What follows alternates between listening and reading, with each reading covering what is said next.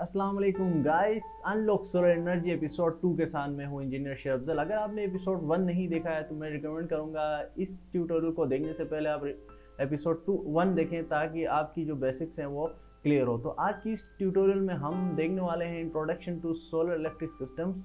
Solar electric system कितने होते हैं, उसकी टाइप्स क्या क्या होती हैं, इसके अलावा जो है इनके क्या प्रॉस और कॉन्स होते हैं, different type of solar electric systems होते हैं, आज वो डिस्कस करेंगे ब्रीफली। तो सबसे पहले हमारा ऑब्जेक्टिव हम डिस्कस करने वाले हैं PV direct system, off grid tied system discuss करने वाले हैं, ऑफ ग्रिड सिस्टम डिस्कस करने वाले हैं, grid tied plus battery backup, इसके अलावा हाइब्रिड सिस्टम। ये 5 सिस्टम है हमारे पास टोटल, वो हम डिस्कस करेंगे। इसके अलावा उनके प्रोस और कॉन्स क्या क्या हैं, किस सिचुएशन में हम कौन सा सिस्टम लगा सकते हैं, ये सारी चीज़ें हम ब्रीफली आप आज देखने वाले हैं। सबसे पहले हमारे पास है पीवी डायरेक्ट सिस्टम। ये सबसे सिंपल सिस्टम है जिसमें एक सोलर पैनल लगता है, इसके अलावा जो डीसी का जो डिवाइस होता है जिसको हम चला रहे हों, जिसका मतलब है आपका डीसी बल्ब हो गए, इसके अलावा जो है आपके डीसी फैंस हो गए, इसी तरह कोई भी इक्विपमेंट जो डीसी पावर्ड हो। तो सबसे पहले जो है ये 2 चीज़ें होनी चाहिए। इनके बीच में एक हम लीनियर करंट बूस्टर रखते हैं, ब्रेकर्स रखते हैं। ये सिंपल सर्किट होती है इनकी। यहाँ पे एक डायग्राम आपको दिखाई दे रही है मेरी स्क्रीन पे। यहाँ पे एक पीवी मॉड्यूल हमने रखा हुआ है, यहाँ पे पंप है, यहाँ पे पंप कंट्रोलर है, दैट्स इट। जो आपका जो है ये बेसिकली सोलर इरिगेशन सिस्टम कहते हैं। जब हम डिज़ाइन कर रहे होते हैं तो वहाँ पे हम लोग एक सोलर पैनल्स लगाते हैं। इसके अलावा जो है ना वीएफडी की एक डिवाइस होती हैं, वेरिएबल फ्रीक्वेंसी ड्राइव। इसके अलावा हम पंप लगाते हैं, सबमर्सिबल पंप लगता है जिसमें, ठीक है। तो ये बेसिकली एक बहुत ही बेसिक एग्जांपल है जो जो दिन की रोशनी में आपके सोलर मॉड्यूल्स क्या डीसी पावर जो जनरेट करते हैं। डीसी पावर जो है आपका जो डिवाइस है उसको पावर करती है, जिसकी वजह से आपका डिवाइस चलता है। ये सबसे सिंपलेस्ट सिस्टम है। इसके अलावा ये आपके पास सोलर स्ट्रीट लाइट्स हैं। सोलर स्ट्रीट लाइट्स थोड़ी डिफरेंट है इसमें क्योंकि बिल्ट इन बैटरी भी होती हैं, यानी दिन में जो एनर्जी प्रोड्यूस हो रही होती है वो बैकअप में स्टोर हो रही होती है, और रात में जो है आपकी जो है सोलर स्ट्रीट लाइट्स जो है वो करती हैं, लाइट्स ऑन हो जाती हैं। अब यहाँ पे वो पीवी डायरेक्ट सिस्टम हम कब और कहाँ यूज़ कर सकते हैं। इसमें सोलर पैनल से डायरेक्टली पावर्स डीसी डिवाइसेस। ये जो है आपके जो सोलर पैनल्स हैं ये डीसी डिवाइसेस को पावर कर सकते हैं। एसी डिवाइसेस जो आपके घर में नॉर्मल जो चल रही हैं वो डिवाइसेस पावर नहीं हो सकती हैं।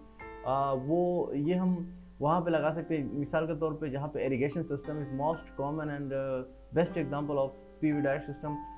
फॉर एग्जांपल आपने अपने खेत को पानी देना है, तो दिन की रोशनी में जब सूरज चमक रही हो तब जो है आपका जो सोलर मॉड्यूल पावर जनरेट कर रहे होंगे, जो डायरेक्टली जो है आपकी डीसी पंप जो होता है उसको पावर कर रहा होगा, या एसी होते हैं या डीसी इन्वर्टर एसीज होते हैं। इसके अलावा जो है काफ़ी इस तरह के एग्जांपल्स हैं। फैंस होते हैं, डीसी फैंस होते हैं, ये आप लगा सकते हैं इसमें। ये तभी चल सकता है जब सन शाइन कर रही होगी, सन जो है सूरज निकली होगी, धूप निकली होगी। इसके अलावा क्या क्या क्वेश्चंस आपने अपने कस्टमर को पूछने हैं जब आप डीसी सिस्टम लगा रहे हो। तो what DC voltage range does device support. आपके पास कोई पंप लेके आता है, या फिर आपका कस्टमर क्या चलाना चाह रहे हैं, जो डिवाइस चलाना चाह रहे हैं उसकी वोल्टेज रेंज क्या है। वोल्टेज रेंज के हिसाब से जो है आप उसको सोलर पैनल सजेस्ट करते हो कि यार ये पैनल आप लगाओ, तो फिर आपको ये डिवाइस चल सकता है। इसके अलावा how many watts does device need, कितनी पावर इसको चाहिए। वॉट्स का जैसे कि हमने पहले के हमें ट्यूटोरियल में बताया कि amps multiply volt is equal to power यानी वॉट्स, ठीक है। How slash where do you want to mount the PV panels, आपने कैसे और कहाँ पे माउंट करना है अपने सोलर मॉड्यूल्स को, क्योंकि सोलर मॉड्यूल को सही एक्सपोजर अगर नहीं मिल रहा होगा तो वो पावर सही जनरेट नहीं कर रहे होंगे, ठीक है। ये आपके पीवी डायरेक्ट सिस्टम है, बहुत सिंपल सिस्टम है, बेसिक सिस्टम है। इसके बाद मोस्ट कॉमन एंड मोस्ट जो ज़्यादा चलता है रेजिडेंशियल, कमर्शियल और इंडस्ट्रीज में, और ये बहुत ज़्यादा रिलायबल है सिस्टम है, जिसको हम ऑन ग्रिड सिस्टम भी कहते हैं, ग्रिड टाइड सिस्टम भी कहते हैं, ठीक है। Most reliable residential and industrial system and depends on grid to operate. You can buy electricity through this system. आप लोगों ने नेट मीटिंग के बारे में सुनी होगी, जैसे कि आप फॉर एग्जांपल आप किसी कंपनी के साथ किसी कंपनी से आप इलेक्ट्रिसिटी लेते हो, तो आप इस प्रोसेस के थ्रू आप बाई और सेल करते हो। इसका सबसे बड़ा ड्रॉबैक ये है कि ये ग्रिड के साथ सिंक होकर चलता है, ग्रिड कनेक्टेड होता है।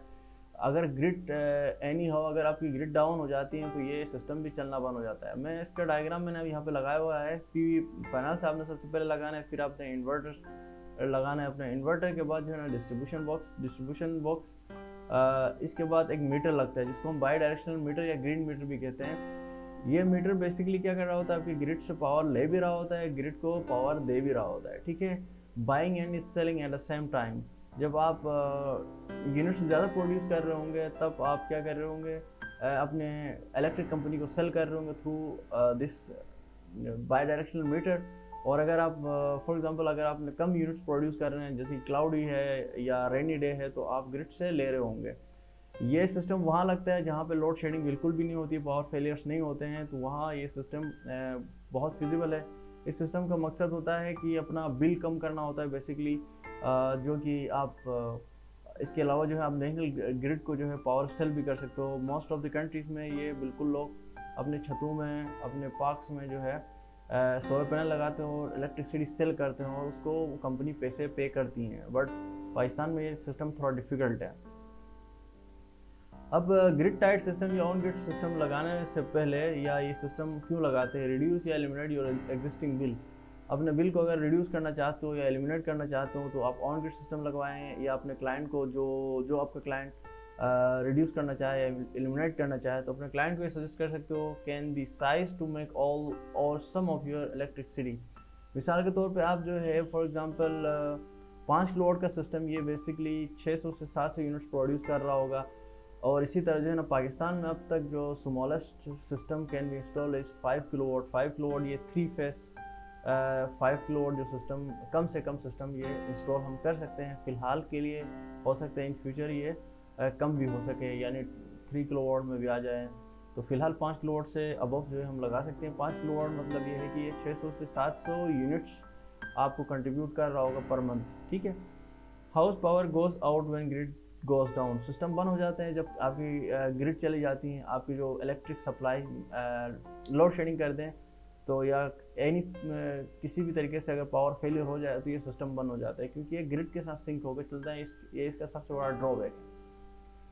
तो आपने कुछ क्वेश्चंस पूछना होता है कि क्लाइंट से, जब वो आपसे पूछे कि मुझे सोलर लगाना है तो does your electric company supports net metering. सबसे पहले अगर नेट मीटिंग नहीं सपोर्ट नहीं करती अगर कंपनी, तो आपको ऑन ग्रिड सिस्टम लगाने की ज़रूरत ही नहीं है, तो ये आपके लिए द वेस्ट, ठीक है। How many kilowatt do you currently use a month. क्योंकि आप बहुत बड़ा सिस्टम लगाओगे तब भी उसके लिए बहुत ज़्यादा कॉस्टली पड़ जाएगा, छोटा लगाओगे तो इनइफेक्टिव होगा। तो इसीलिए आप कितनी किलोवाट, यानी किलोवाट आर मतलब ये है आप कितनी यूनिट्स यूज़ करते हैं। 1000 kilowatt hour is equal to 1 unit in Pakistan in Karachi, ठीक है। इसके अलावा how much do you want to offset, आप कितना कम करना चाह रहे हैं। How much do you want to spend, आप कितने पैसे इन्वेस्ट करना चाह रहे हैं। How much space do you have for the panels install करने के लिए आपके पास छत में आपकी जहाँ पे आप इंस्टॉल कर रहे हैं वहाँ पे कितनी स्पेस है। Where do you want them to install, आप कहाँ पे इंस्टॉल कराना चाह रहे हैं, छत पे, ग्राउंड पे या एलिवेट करा के। बहुत स्ट्रक्चर सोलर पैनल को लगाने के स्ट्रक्चर भी अच्छे खासे हैं, रूफ है, ग्राउंड है, एलिवेटेड है। तो ये डिफरेंट टाइप के स्ट्रक्चर्स हैं जिसको हम L2 स्ट्रक्चर कहते हैं, रूफ माउंटिंग, ग्राउंड माउंटिंग और एलिवेटेड स्ट्रक्चर। ये स्ट्रक्चर के टाइप्स भी हम आगे जाकर डिस्कस करेंगे। फिलहाल तो हमें बेसिक सिस्टम के बारे में पढ़ रहे हैं, सही। इसके बाद जो तीसरा सिस्टम हमारे पास है वो है ऑफ ग्रिड सिस्टम, जिसको हम ग्रिड फ्री सिस्टम भी कहते हैं।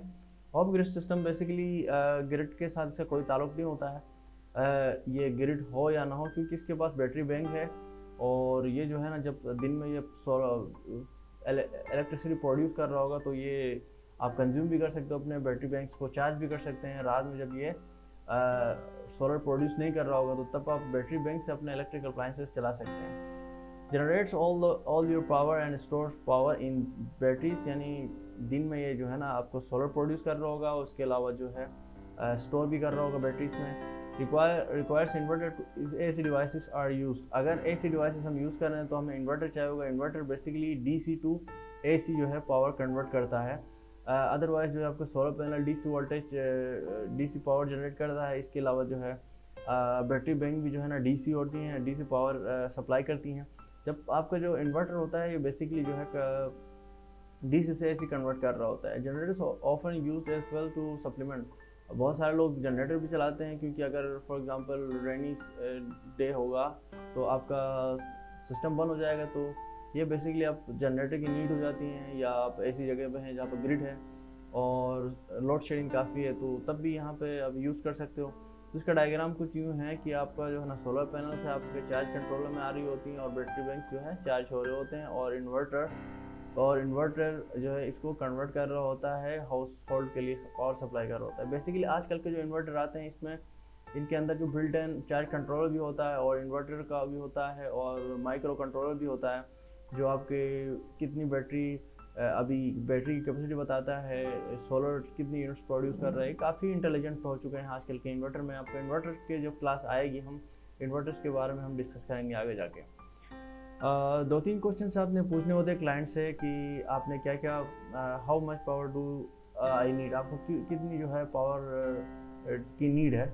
सबसे पहले ये देखना होता है कि आपको कितनी पावर की नीड है। How many days of battery without sun, आपको कितना बैकअप चाहिए, बैटरी का कितना बैकअप चाहिए और कितना आपका लोड है।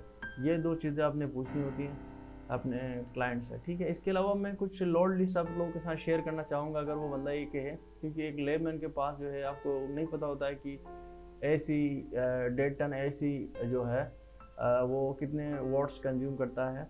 तो इसी तरह मैंने कुछ लोड लिस्ट आपको बता रहा हूँ कि AC 1.5 टन का जो AC होता है इन्वर्टर, वो 1800 वॉट्स कंज्यूम करता है। इलेक्ट्रिक फैन जो है ये 100 watts, energy saver 25, LED bulb जो है 12, LED टीवी जो है, LED टीवी आपका जो है 80 वॉट्स, LCD जो है 100, desktop computer monitor 250 watts, laptop computer 60 watts. ये बेसिकली आपके जो है डिवाइसेस इतनी पावर कंज्यूम करते हैं। तो कोई भी अगर बंदा आपके पास आता है तो आप सबसे पहले पूछना है कि या तो आप अपना लोड डिटेल बताएं, या आप क्या क्या डिवाइसेस चला रहे हैं ये बताएं, जिससे आप उसके लोड को कैलकुलेट कर सकोगे, ठीक है। इसके अलावा एक सिस्टम है जिसको हम grid tied plus backup, grid tied plus backup को पाकिस्तान की इंडस्ट्री में हाइब्रिड सिस्टम कहते हैं, बट ये वैसे हर जगह पर डिफरेंट है। बट इसको हाइब्रिड, हम एक और सिस्टम है हाइब्रिड, उसको मैं डिस्कस करूँगा, मगर पाकिस्तान में इसको हाइब्रिड कहते हैं, क्योंकि ये नेट मीटरिंग भी होती है, इसमें बैटरी बैकअप भी होता है। ये सिस्टम काफ़ी फिजिबल है, बट इसमें कंप्लेन रेशो काफ़ी होता है, और इसकी इन्वर्टर की वारंटी मेरे ख्याल से आजकल इम्प्रूव हो चुकी है। पहले तो वारंटी वगैरह कम थी, कंप्लेन रेशो काफ़ी कुछ ज़्यादा था, मगर ये काफ़ी थोड़ा एक्सपेंसिव पड़ जाता है, क्योंकि आपने बैटरी बैंक भी होते हैं, और फिर जो है इन्वर्टर भी, सोलर पैनल, सारी चीज़ें। एक और बात मैं बताना चाहूँगा कि जो ग्रिड टाइड सिस्टम है उसमें उसकी मेंटेनेंस सिर्फ ये होती है कि आपने सिर्फ पैनल 10-15 दिनों में पैनल्स को साफ़ कराना होता है। बट अगर आप बैटरी वाला सिस्टम, ऑफ ग्रिड वाला सिस्टम लगाए, तो उसकी मेंटेनेंस ये होती है कि हर 3 साल, या अगर 12 ट्यूबलर आप बैटरी लगाते हैं तो हर 3 साल बाद आप उसको रिप्लेस करना होता है। अगर आप वो लिथियम आयन लगाते हैं तो 5 साल, 6 साल, 7 साल में आप उसको रिप्लेस करना होता है।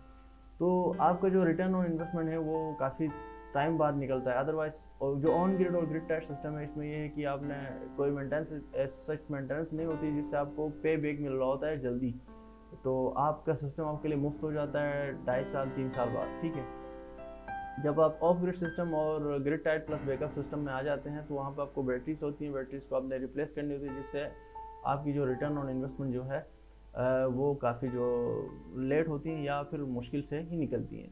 बट अगर आप कोई अनइंटरप्टेड पावर चाहिए, और इतना आप कुछ मनी कॉन्शियस नहीं हैं, तो आप जाहिर सी बात है ये सिस्टम लगा सकते हैं, और ये फिजिबल है।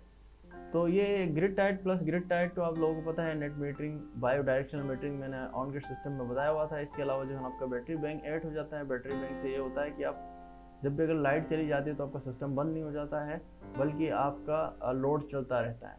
तो मोस्टली जो सेंसिटिव जगह होती हैं, या सर्वर्स जहाँ पे लगे हों, या हॉस्पिटल्स हों, या आपके कम्युनिकेशन टावर्स हो, वहाँ पे इस तरह के सिस्टम लगते हैं, या फिर ऑफ ग्रिड सिस्टम लगते हैं विद प्लस जनरेटर, ठीक है, connected to the grid to buy and sell electricity when needed.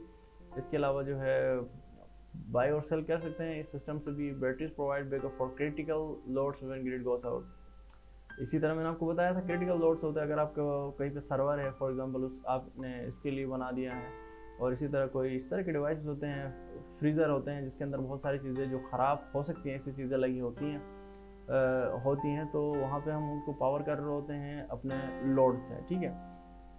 तो आपने सेम क्वेश्चंस पूछने हैं क्लाइंट से, आपने लोड के हवाले से और क्रिटिकल लोड कौन कौन से क्या क्या चलाना चाहोगे जब ग्रिड नहीं होगी, तो ये भी पूछना है। इसके अलावा जो है आपने उसके मंथली जो यूनिट कंजम्पशन है वो भी आपने पूछनी है, ताकि उनको आप एक बेहतर सिस्टम सजेस्ट कर सकोगे। इसके अलावा जो हाइब्रिड जो सिस्टम है वो बेसिकली जिसको हाइब्रिड सिस्टम कहा जाता है इंटरनली, वो क्या है, पीवी एंड टर्बाइन हाइब्रिड या हाइब्रिड सिस्टम है, जिसमें दो सिस्टम दो सोर्सेज से आपका जो है पावर आ रहा होता है। फॉर एग्जांपल यहाँ पे हमारे पास जो सिस्टम मैंने बताया है वो पीवी मॉड्यूल्स है और सोलर पैनल्स और विंड टर्बाइन, ये दोनों ग्रीन एनर्जी है। तो क्योंकि ग्रीन एनर्जी को जो ग्रीन एनर्जी कॉन्शियस लोग हैं वो ये इसके ऊपर जाते हैं, और नीचे एक डीजल जनरेटर भी है जो कि बहुत ज़्यादा पोल्यूशन क्रिएट करता है और उसकी मेंटेनेंस भी अच्छी खासी होती है। इट अल्टरनेट्स एनर्जी रिसोर्स में solar does not work in cloudy rainy season.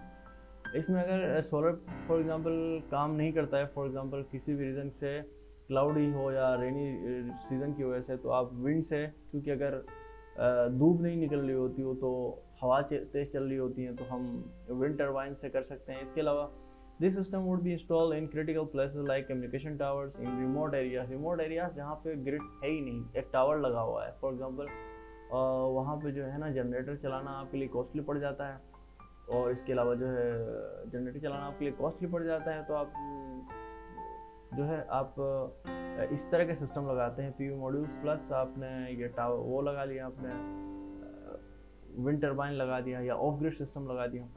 तो इसी तरह के आपने कैसे लगाने हैं, पीवी मॉड्यूल्स को कैसे हैंग करना है, कितना लोड है, ये सारी चीज़ें आपने बेसिकली पूछना होता है क्लाइंट से, ठीक है। Make additional power when sun isn't shine, तो आप जो एडिशनल पावर आप प्रोड्यूस कर रहे होते हैं क्योंकि आपके पास विंड सिस्टम भी है, विंड टर्बाइन भी है। Often when the sun isn't shine the wind is blowing, और बहुत तेज़ जो है हवा चल रही होती है जब आपका सनी वो नहीं होता है, सनी डे नहीं होता है। Help supplement power in winter with shorter days, यानी विंटर्स में हमारे पास शॉर्टर डेज होते हैं तो हम हेल्प करते हैं एक सप्लीमेंट के तौर पे। Wind turbine must match the voltage of the battery bank, तो इसी तरह जिस तरह सोलर की एक बड़ी साइंस है, इसी तरह एक विंड की भी एक साइंस है, तो आपने इन चीज़ों को भी कंसीडर में लेके आना है। इसके अलावा तो आज का हमारा लेक्चर इख्तिताम पे पहुंचता है। अगर आपको ये लेक्चर पसंद आया है तो आप मुझे अपना फीडबैक दे सकते हैं, अप्रिशिएट कर सकते हैं। इसके अलावा आपने मेरा चैनल सब्सक्राइब नहीं किया तो सब्सक्राइब कर सकते हैं। तो आज के लिए इतना ही, अपना बहुत सारा ख्याल रखें। इंशाल्लाह मिलते हैं किसी नेक्स्ट ट्यूटोरियल में, तब तक के लिए इजाज़त दीजिए। अल्लाह हाफिज़।